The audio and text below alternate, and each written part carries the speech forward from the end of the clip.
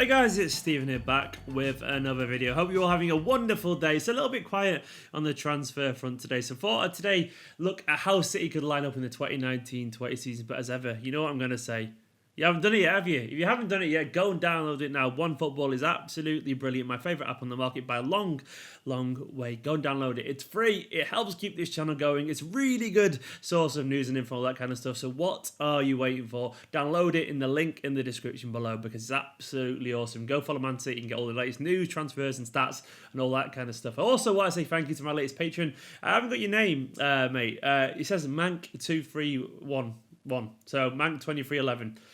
Thank you very much for being a Patreon. Sorry that I can't give you actual name or shout out, but that's what you put in there. But thank you very much. You will get involved. Patreon.com/Esteemed Kompany. If not, just keep watching these videos as ever. Right, today I'm going to be doing a lot of looking over there because I've got stuff on there I need to reference. What I thought I'd do is basically presume that if we get the signings that we're after, and I think it's pretty obvious that we all know who City are in for at the moment, let's presume it's Harry Maguire. It's obvious. Even if we like him or not, it looks like City really do want him. It's Cancelo, it's Angelino, and it's Rodri. It looks like those players are the ones that are going to be coming in, other than that Spanish third choice keeper. So basically I thought I'd look at a few ways, and this is no way a definitive or exhaustive list of ways that City could line up next season, but a few ways that I think City might possibly play next season if we have these options. Now at any point, any of the players, the alternatives like Gabriel Jesus or Gundogan can be changed for some of the players, because I've not really put them there all the time, because you just know, I've mainly put De Bruyne in playing in most of them because he's going to play if he's there.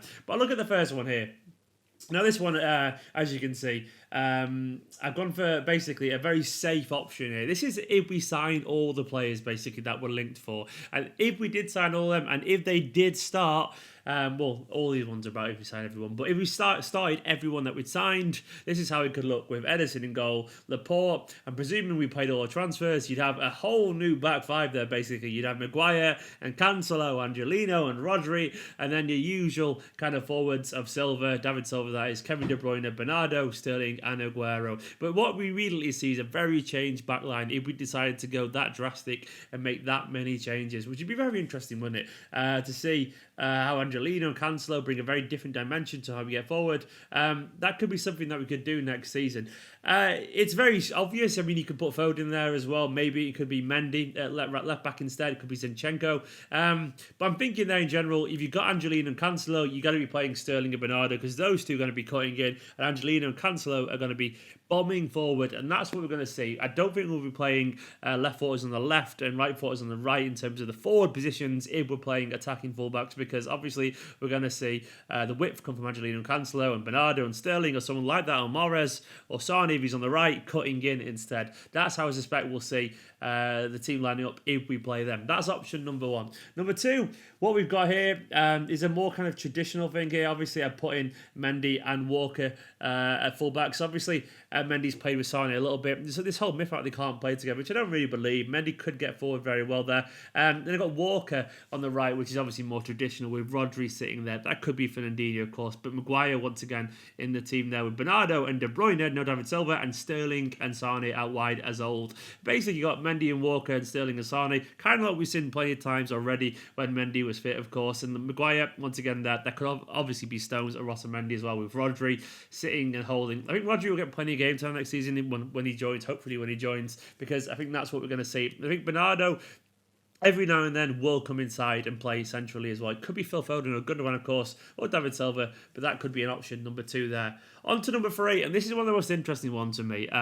Even though it looks kind of samey and similar, what I think about this is that every now and then this will be almost like a back three. So we'll see if Angelino and Mendy are wide, but Rodri there, I think he'll drop alongside someone like Fernandinho. I can see Fernandinho occasionally playing in defence as centre-back, or maybe Rodri playing there. Maybe those two will switch around every now and then. The idea being that it gives us an extra ball player, as good as Maguire and Otamendi and that are, and that could be Maguire instead of Laporte there for what it's worth. It could be someone like Stones there instead. I think we'll see occasionally Guardiola doing his very Guardiola thing that he did. Towards his end of the reign at Barcelona, he started to experiment a lot with Mascherano, obviously being most notably a converted midfielder into a defender, and Fernandinho could have a very similar trajectory to that. Now, I don't think we'll do that all the time because certain teams would kind of go for us physically, But I suspect to see at times where it looks almost reckless, where we've got like just Laporte holding back and then Rodri and Fernandinho sat ahead of them, and then Angelino and Cancelo bombing on, almost like an inverted Christmas tree kind of formation.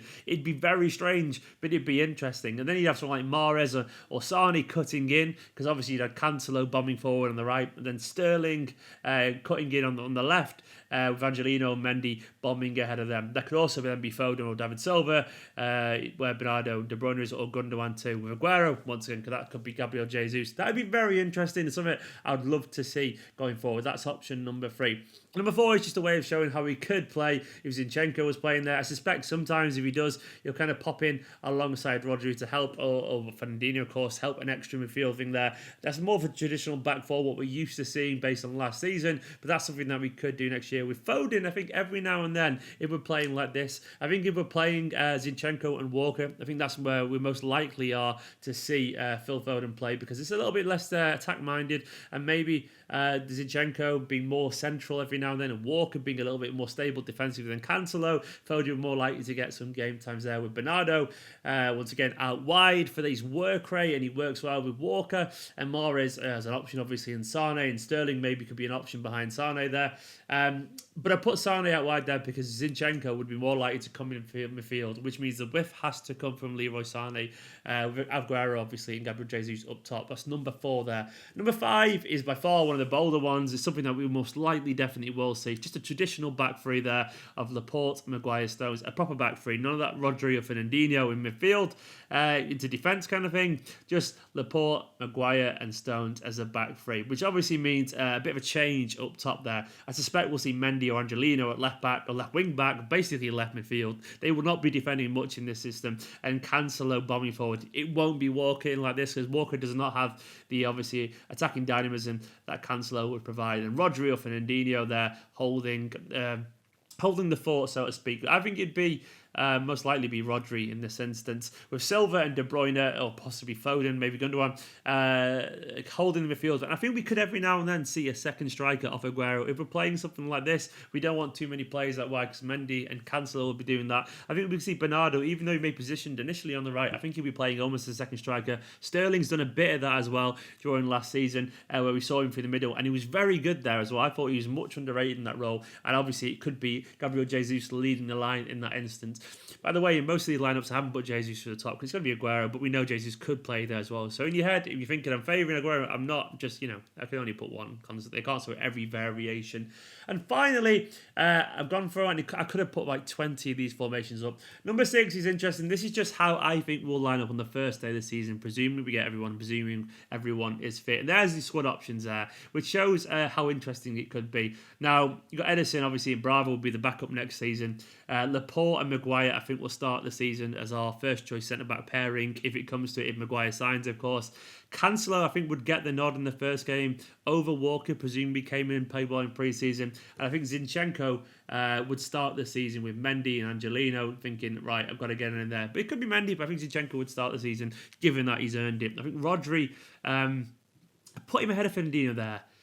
And I think it might happen. That's basically, I'm probably a little bit biased there because of the injuries that Fernandinho has recently had today. He's had a couple of knocks. I think City would ease him in slowly after the Copa America, and Rodri would be starting. And David Silva will be playing. He'll start the first game of the season, almost certain, with Kevin De Bruyne next to him, with Phil Foden and Gundogan as potential options, of course. And I think we'll see what we saw most of last season: Sterling on the left, Bernardo on the right, and Aguero through the middle. But you just look at those squad options there, Mendy, Angelino. Obviously, we were a bit top heavy there, but you could maybe see Zinchenko in the midfield every now and then. But Mendy obviously is we don't know if he's going to be fit.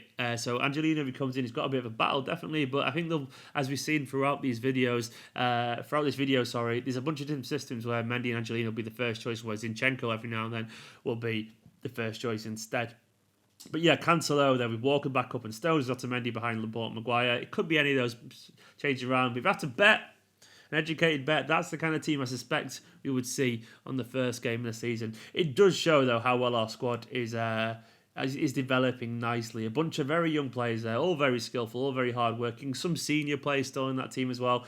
But it would be a very nice squad and a very good summer. It gives us plenty of options, as you can see. The main thing is just the width that we can get now with Angelino and Cancelo coming in. Hopefully Mendy's fitted too. And what Rodri allows us to do with Fernandinho, it allows us to rest him. It allows us to change more options at centre-back. Obviously as well, Foden's arrival will put more pressure on David Silva. Gundogan showed how useful he could be as a number 6 every now and then if it comes to it. And maybe, obviously, he'll get more games in a number 8 position this season. Gabriel Jesus, maybe he can finally fill the number 9 shirt that he's been given. Maybe he can be the one to finally challenge Aguero and knock him off his perch. But either way, it's a very good squad if those transfers do come off. I hope you enjoyed that video. Let me know which one of those you prefer, those options. It's not exhaustive, as I said. I could have made maybe another 10 different variations. We've been here forever. But I thought I'd speculate a little bit tonight because there's no transfer news today. And I thought it'd be fun to see how we could line up if those transfers do come off, because it's very fun looking at that and seeing how the squad could be. Obviously, there's some names there that you've noticed won't be there. There's no Del, because I presume he'll leave. No Danilo, because I presume